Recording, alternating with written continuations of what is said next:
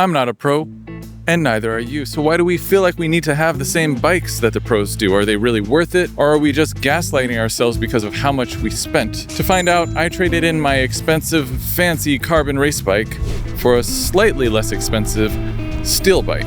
It's a bet that I feel pretty confident about, but I'd be lying if I didn't say there is a part of me that is worried this experiment will end in tears as I'm dropped from my group ride. Our first mission is to find out if still is real, a beloved mantra of the still community, which makes me laugh because carbon is also real. All physical materials are real. Semantics aside, I've planned a nice little course going up Nichols Canyon, my favorite urban climb here in LA. Hey, what's up, man? It's Christian. Followed by meandering over to Griffith Park. It's got plenty of different types of terrain and pavement, and it should give me a good feel for the still. Okay, we're using the phone as the microphone because I forgot my microphone today. First ride impressions of the Ritte Phantom. The first thing I noticed was how smooth it rode. The bike that I was riding before was the Ultralight Esprit from Ritte. That bike is super, super stiff. The frame is crazy light. It's like 600 grams or something like that. This frame, it's a steel frame. The whole bike comes in just under 20 pounds or just under 9 kilos. 8.895. And you can feel it. You can feel the extra weight, but it's not crazy, and weight isn't the biggest sensation that I had riding this. It's a much smoother ride. The steel frame has more, it's not even like give over everything. Like I've ridden a few carbon frames. So like the BMC Road Machine, super compliant. You would ride over bumps and stuff like that. And it's almost like a dampening effect. The steel on this frame is more like a spring. And I could especially feel it when I was going downhill and when I was going fast downhill. So I got it up to like 43 miles an hour today. And when I was turning, you could kind of feel the flex in the frame. You could feel almost a springiness. Like you'd roll over a crack or a bump and the frame would give and then bounce back into position.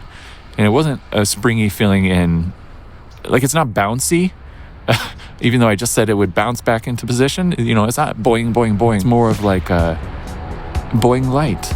It's just a little bing, if you will. You may be wondering how I, a humble YouTuber, could recognize such nuance in ride feel. Well, it's not because I am a savant. It's simply because I have two secret weapons I haven't told you about yet.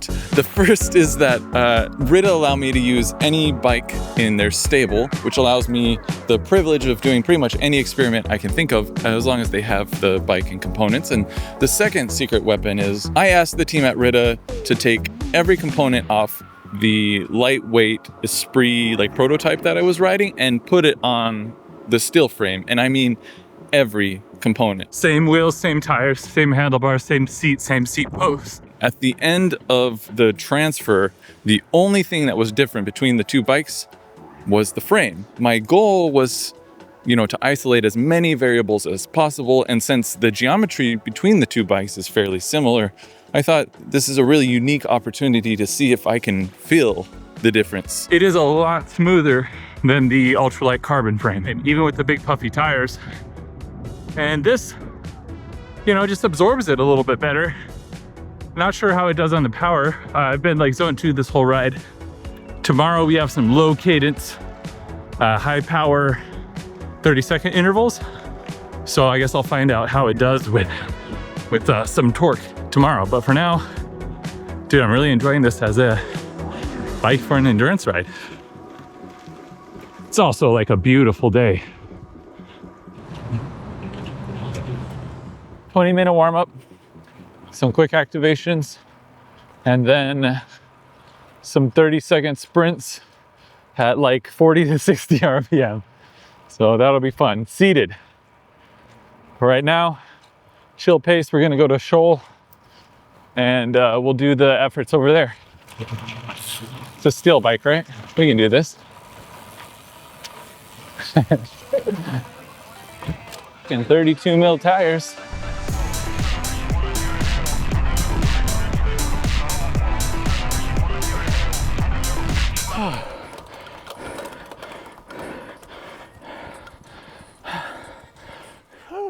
2 bike rides with the steel bike. I like it. The new bike effect is a real thing. It makes riding a little more fun again. It's exciting just to like ride something new, right? It did not hold me back on this workout. I weigh like 175 right now, and I was putting between 550 to 600 watts while doing like 50 to 60 RPM on all those efforts. I didn't really feel flex in the frame.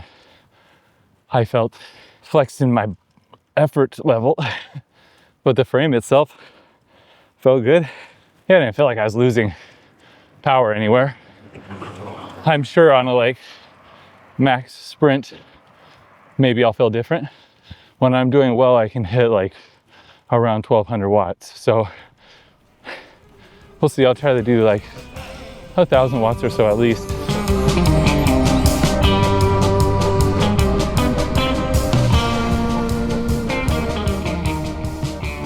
So I put Insta360 on the back of my bike.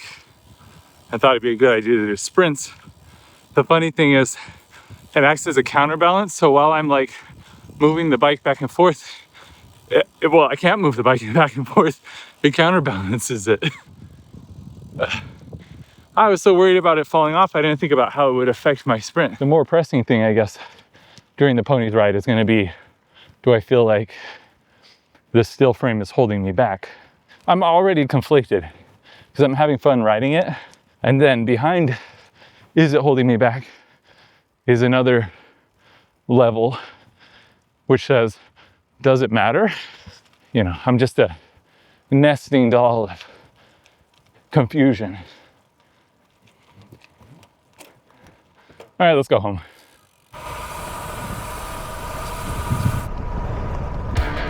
So this morning I went to ponies.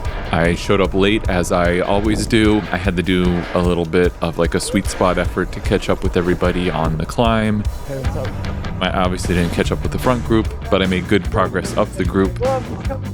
No, Mitch just cooked. He's dropping me.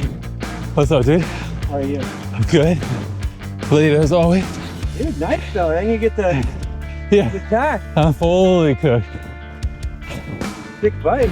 Thanks, man. It's so fun. I'm really enjoying it. It's heavy, but you know, so am I, so it doesn't matter. So I didn't get to see how the bike performed at the front of the group ride, but I did get some valuable information. A steel bike gives you instant street cred. That's fire. Thanks, man. You see, if you pull up to a group ride on an aero bike, you're writing a check that you better be able to cash. But you show up on a steel bike, you're just a chill guy. If you get dropped, you have a built-in excuse. And if you do the dropping on a steel bike, there is nothing better for your ego. But how does it perform? Like, how does it actually perform? Today came a lot sooner than I thought it would. And I'm a little sad right now because I want to keep riding it. Do you have something to say? This bike it doesn't feel like it held me back that much on the climbs. It's the flats where I really felt a difference, which surprised me. It was slower at my zone 2 pace in a straight line by about half a mile an hour. You feel like a little extra resistance while you're riding. Part of that could be down to my position, but my position, if anything, has become more aerodynamic on this bike. We raised the handlebars up a little bit, which has allowed me to get into more of a like that Sphinx aero position. All that to say, even though I was more aerodynamic, my body, I feel like I could tell a difference. The other place where I've noticed a difference while riding this bike is in the descents. I actually needed to work the bike a little bit more on the carbon frame, especially the Esprit frame. And this is a lot of bike frames. The bottom bracket area has the most weight. That's where the center of gravity is. As you're turning, or just moving the bike around, would that be fulcrum point? The point where the bike is hinging is very, very low. On this steel frame, the weight is distributed a lot more evenly vertically through the frame. So instead of just like kind of leaning and turning the bike, I actually had to like push it down, or that's what it felt like. I probably didn't actually have to push it.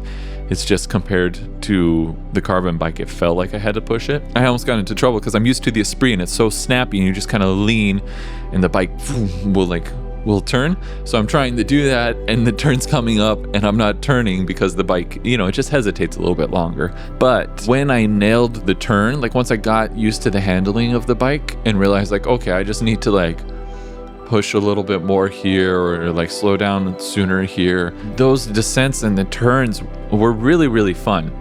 I wouldn't say the bike disappears underneath of you. That's a thing that a lot of people like, but that doesn't happen with this bike. That you're steering it, that you're driving it, but it's a fun drive. I don't know, maybe it's just like a new bike effect.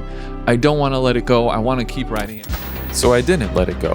The original plan was to just do this test for a week and swap back to the carbon frame. Now that I've actually ridden it for a couple months, I've done steep streets, big group rides. Attacker had their whole ambassador camp here in LA, and I survived that on this bike. For the kind of riding I do, it almost seems like I don't need a fancy carbon road bike. And now I'm wondering, do I even want to go back to carbon? I do, but maybe I also want this. Yeah.